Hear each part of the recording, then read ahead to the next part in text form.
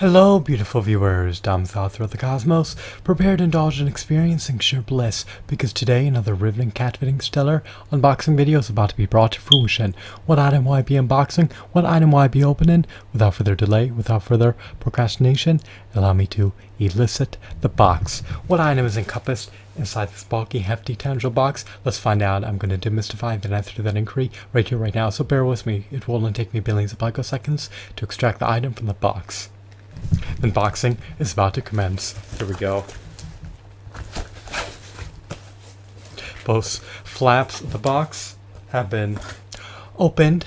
Now I can extract the item from the box. Can you see it better now? There we go. We have a helmet for an attack troll. We have paper in conjunction with popcorn wrapping.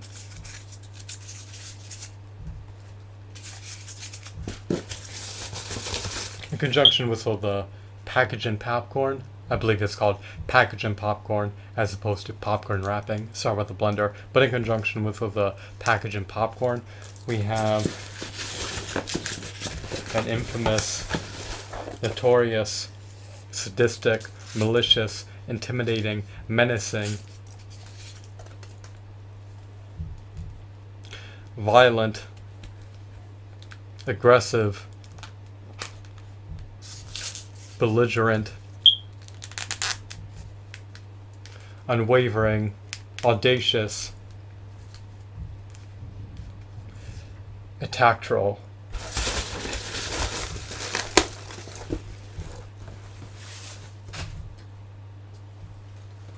The box can be relegated to the floor. I can utilize that popcorn packaging, that package and popcorn for later. I'll likely discard it. Let's scrutinize this figurine, shall we? It appears to be in decent condition. This figurine is not flawless. The right arm joint is relatively loose. That's disappointing. It seems to have ample points of articulation. It can swivel its wrists. It can rotate its feet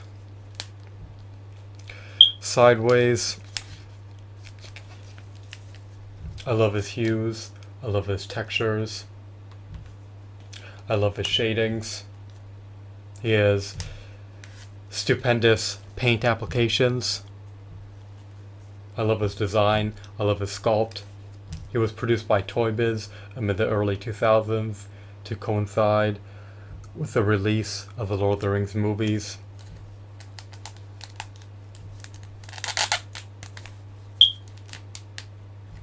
Toy Biz capitalized upon the growing popularity of the Lord of the Rings series in the early 2000s by releasing this figurine in conjunction with a myriad of other Lord of the Rings figures.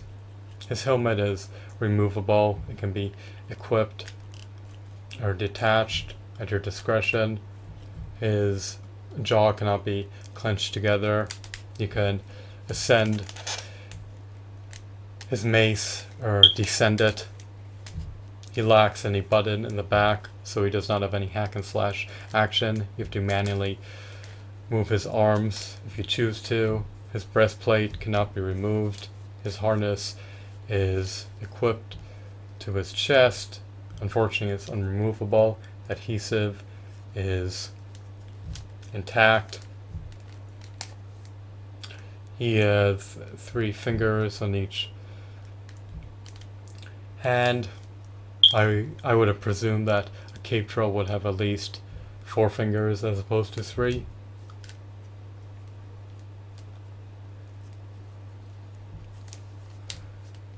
I love the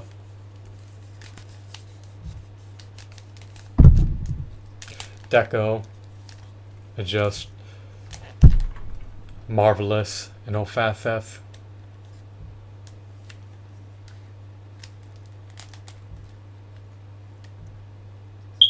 I love the seam lines.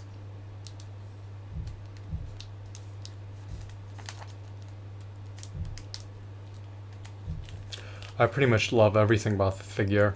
I relish action figures. I love flaunting them on my shelf. He's not marred with any major scratches. His scratches may be minuscule if they're present.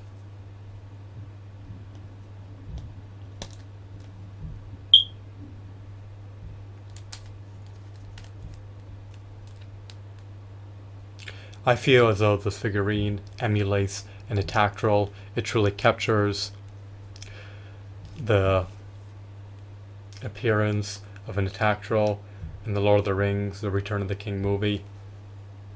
It's just quite an unbelievable figurine. It stands roughly 10 inches to a foot tall.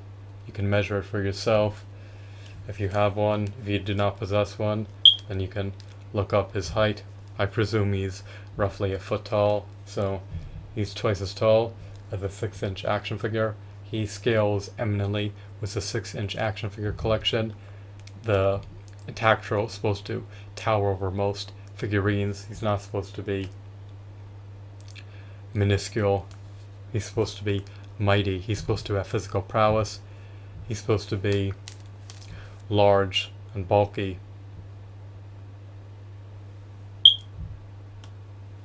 He's not supposed to be dainty or feeble or petite or petty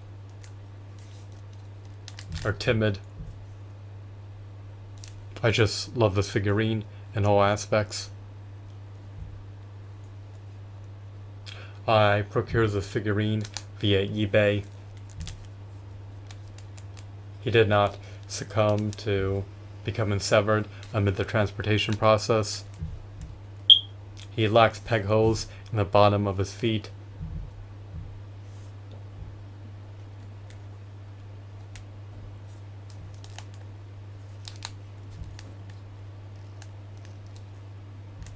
He lacks articulation in the finger joints.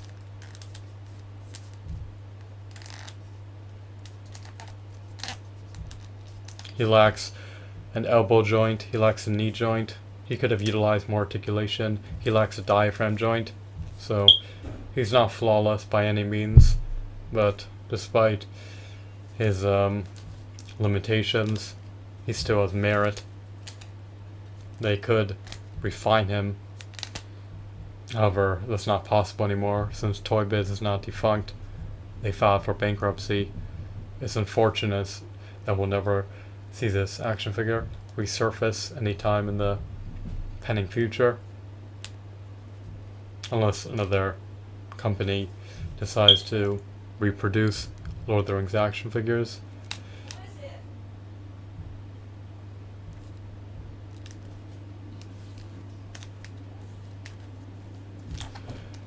Do I recommend, advocate, and endorse picking up this figurine? I do, if you have the disposable income to afford to do so. If you're an avid, devout Lord of the Rings fan, he will likely not disappoint you. If you detest and disdain action figures, as well as the Lord of the Rings series, then this action figure may not appease you. So, it's all contingent on your personal interests. It's all contingent on your discretionary income.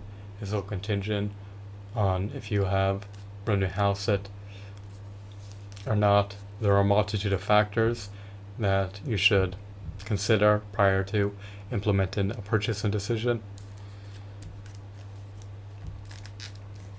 For me, though, this is the quintessential attack troll.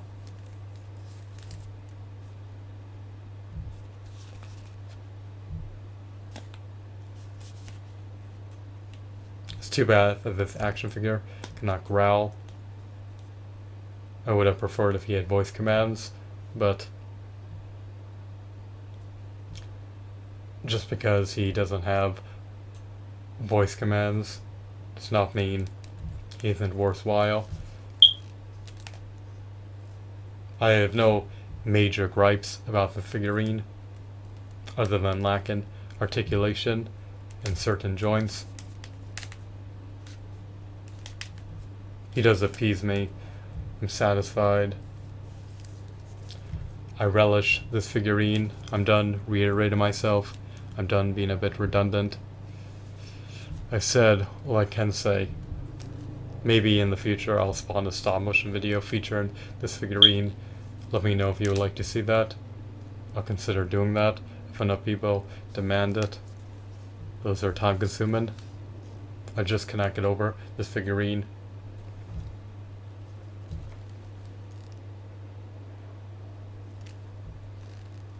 Unfortunately, they're a bit pricey, so hopefully their prices will plunge in the near future.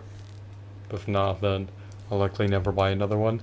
So I hope you found this video to be enthralling and insightful. Have a wonderful, marvelous day. Goodbye.